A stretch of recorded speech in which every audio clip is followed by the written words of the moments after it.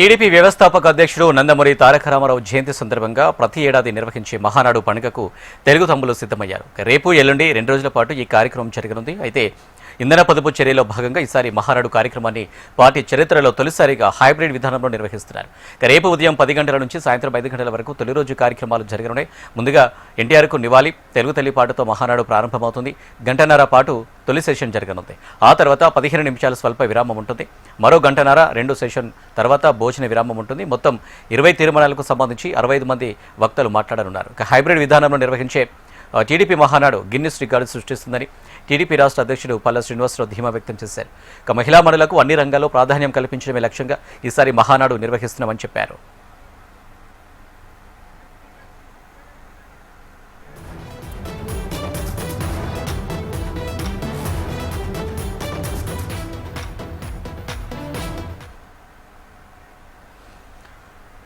TDP పసుపు పండుగ మహానాడుకు సంబంధించి మరింత సమాచారం మా ప్రతినిధి హరికిషన్ అందిస్తారు.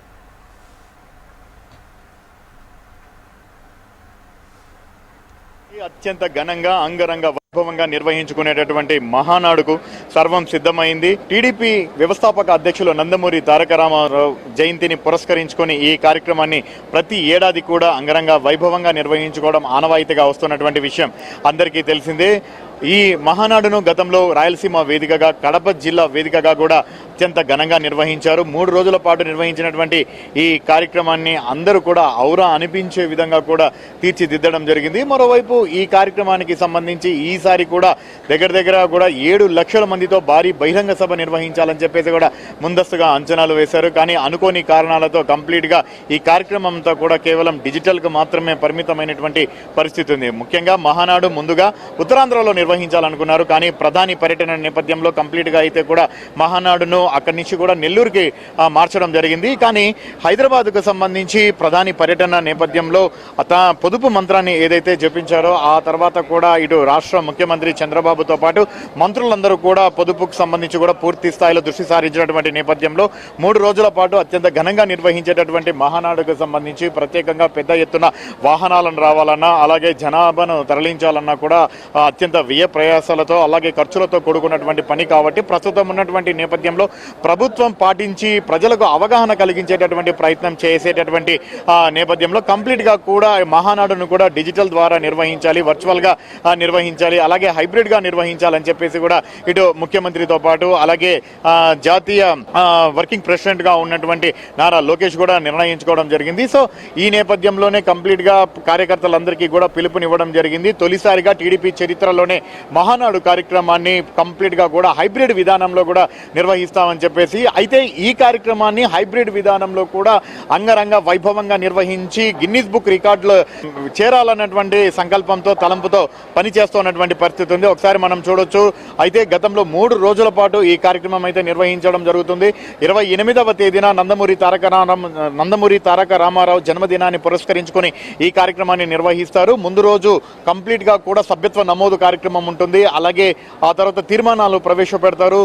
28వ తేదీన తీర్మానాలను కూడా ఆమోదింపజేస్తారు. 29వ తేదీన భారీ బహిరంగ సభను నిర్వహిస్తారు. సో ఈ 3 రోజుల పాటు అత్యంత ఘనంగా అయితే ఈ కార్యక్రమాన్ని నిర్వహించుకుంటూ వస్తున్నారు. కానీ వర్చువల్ కి సంబంధించి హైబ్రిడ్ విధానంలో కేవలం 2 రోజులకు మాత్రమే కుదించడం జరిగింది. అంటే 27వ తేదీన కంప్లీట్ గా ఏదైతే తీర్మానాలు ఉన్నాయో ఆ తీర్మానాలన్నింటినీ కూడా ప్రవేశపెట్టడం, అలాగే 28వ తేదీన వాటికి ఆమోదింపజేసుకోవడం కంప్లీట్ గా కూడా ఆ సిస్టమ్ అయితే కూడా ఫాలో అవుతున్నటువంటి పరిస్థితి ఉంది. మరోవైపు కడపకు సంబంధించి ఏదైతే మహానాడు నిర్వహించారో అక్కడ తీసుకున్నటువంటి తీర్మానాలు ఇప్పుడు పూర్తిగా కూడా అమలు అవుతున్నటువంటి పరిస్థితి కూడా లేకపోలేదు. ముఖ్యంగా స్త్రీశక్తి అలాగే కార్యకర్తే అధినేత కంప్లీట్ గా కూడా అన్నదాతకు అండగా చాలా కార్యక్రమాలు కూడా తీర్మానాలు చేసుకోవడం జరిగింది. వాటన్నిటిని కూడా ఫాలో అప్ చేసుకుంటూ అలాగే క్లస్టర్ ఇన్ఛార్జీలుగా ఉన్నటువంటి ఎవరైతే కార్యకర్తలను అలాగే టీడీపీ క్యాడర్ వాళ్ళందరినీ కూడా టీడీపీకి సంబంధించినటువంటి అత్యున్నతమైనటువంటి పదవి ఏదైతే పాలిట్ బ్యూరో ఉందో సో దానిలో కూడా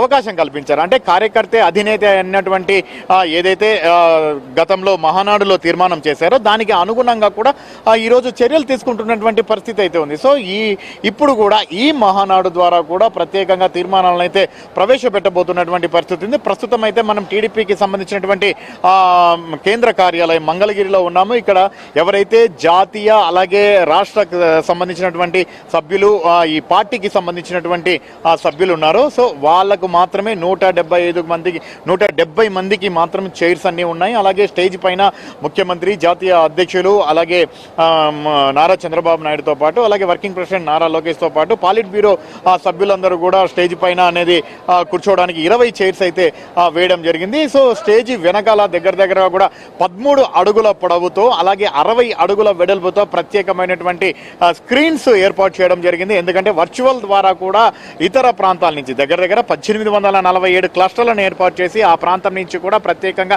అందరూ కూడా వర్చువల్ గా కూడా హాజరవుతున్నటువంటి నేపథ్యంలో ఈ భారీ స్క్రీన్స్ కూడా ఏర్పాటు చేయడం జరిగింది. అందరినీ కూడా కంప్లీట్ గా కూడా ఈ హైబ్రిడ్ కి సంబంధించినటువంటి ఇది కాబట్టి సో అందరినీ కూడా వర్చువల్ గా తీసుకుంటారు కాబట్టి సో భారీ స్క్రీన్స్ కూడా ఏర్పాటు చేయడం జరిగింది. 2 రోజుల పాటు ఈ కార్యక్రమాన్ని ఇక్కడి నుంచి కూడా నిర్వహిస్తున్నటువంటి నేపథ్యంలో పూర్తి స్థాయి కూడా దృష్టి సారించినటువంటి పరిస్థితి అయితే కనిపిస్తోంది. అలాగే ఇటు జిల్లా కేంద్రాలలో, అలాగే నియోజకవర్గ కేంద్రాలలో, అలాగే మండల కేంద్రాలలో కూడా కంప్లీట్ గా కూడా ఈ ఏదైతే డిజిటల్ కి సంబంధించి ఈ వర్చువల్ లో పాల్గొనేందుకు కూడా అన్ని ఏర్పాట్లు అయితే చేస్తున్నటువంటి పరిస్థితి కూడా లేకపోలేదు. ముఖ్యంగా చాలా వరకు కూడా పొదుపుగా ఉండాలి, ఖర్చులు తగ్గించుకోవాలి, ఎక్కడికక్కడ కూడా ఈ మహానాడు నిర్వహించుకోవాలని చెప్పేసి కూడా ఆలోచించినటువంటి నేపథ్యంలో తెలుగుదేశం పార్టీ ఎప్పుడు కూడా ఒకటి స్పష్టం చేస్తుంటుంది. అలాగే ముఖ్యమంత్రి చంద్రబాబు ప్రతి విషయంలో కూడా స్పష్టం చేస్తారు, ప్రతి సమావేశంలో కూడా గుర్తు చేస్తూ ఉంటారు. టీడీపీ కూడా సంక్షోభంలో సంక్షేమం వెతుక్కుంటుంది. అలాగే తాజాగా నిర్వహిస్తున్నటువంటి ఈ హైబ్రిడ్ మహానాడు తెలుగుదేశం పార్టీ చరిత్రలోనే తొలిసారి నిర్వహిస్తున్నటువంటి నేపథ్యంలో కంప్లీట్ గా కూడా గిన్నిస్ బుక్ రికార్డును సృష్టించేలా ప్రత్యేకమైనటువంటి చర్యలు తీసుకుంటున్నారు. ఎందుకంటే ఏ పార్టీ కూడా ఇంత భారీ స్థాయిలో ఒక పార్టీ కార్యక్రమాన్ని వర్చువల్ గా కూడా నిర్వహించినటువంటి దాఖలాలు లేవు. సో ఈ కార్యక్రమం ఇప్పుడు నిర్వహిస్తున్నటువంటి నేపథ్యంలో దాన్ని గిన్నిస్ బుక్ రికార్డు సృష్టించేందుకు కూడా ప్రత్యేకమైనటువంటి చర్యలు తీసుకుంటున్నటువంటి పరిస్థితి కూడా ఉంది. మరోవైపు చాలా వరకు కూడా ప్రతి మహానాడును కూడా ఇటు శ్రీకాకుళం నుంచి అనంతపురం వరకు కూడా గ్రామం నుంచి అలాగే పట్టణాల నుంచి పెద్ద ఎత్తున ఎవరైతే తెలుగు తమ్ముళ్ళు అలాగే పసుపు సైనికులు వీరు ఈ కార్యక్రమాన్ని పండగలా నిర్వహించుకుంటారు.